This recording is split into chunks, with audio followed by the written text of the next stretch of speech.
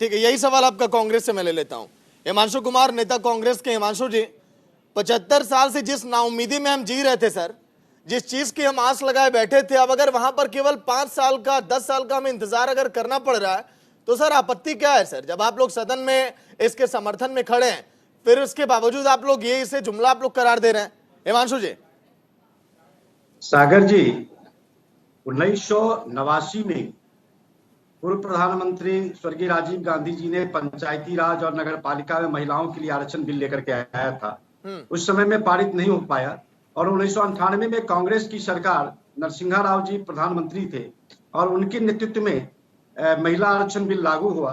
और आज उसका परिणाम है कि पंचायती राज व्यवस्था और नगर पालिका में 15 लाख से ज्यादा महिला प्रतिनिधि आज काम कर रही है, प्रतिनिधित्व कर रही है।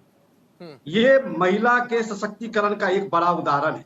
2010 में कांग्रेस ने महिला आरक्षण बिल लेकर के आया और राज्यसभा से वह पारित है। जानकारी होना चाहिए, आलोक वत्स जी हमारे मित्र हैं, कई चैनलों पर बराबर मुलाकात होती है इनसे, भारतीय जनता पार्टी के हमारे मित्र हैं, इनको जानकारी होनी चाहिए। ये कह रहे थे कि 60 वर्षों में हमने बिल ही नहीं लाया।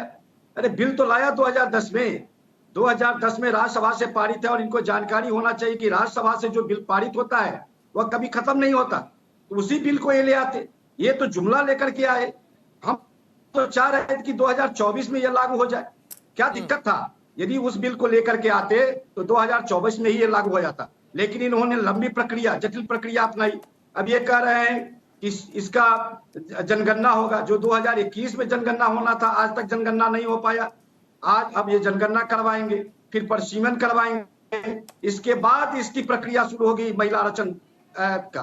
तो ये बड़ा क्वेश्चन है और इस प्रश्न का इनको जवाब देना पड़ेगा, क्योंकि इस देश में देखा है, इस देश ने जिस तरह से इन लोगों ने कहा था कि काला धन लाएंगे और सभी के खाते में 15-15 लाख रुपया देंगे, जुमला साबित हुआ। जिस तरह से इन लोगों ने कहा था कि प्रति वर्ष नौजवानों को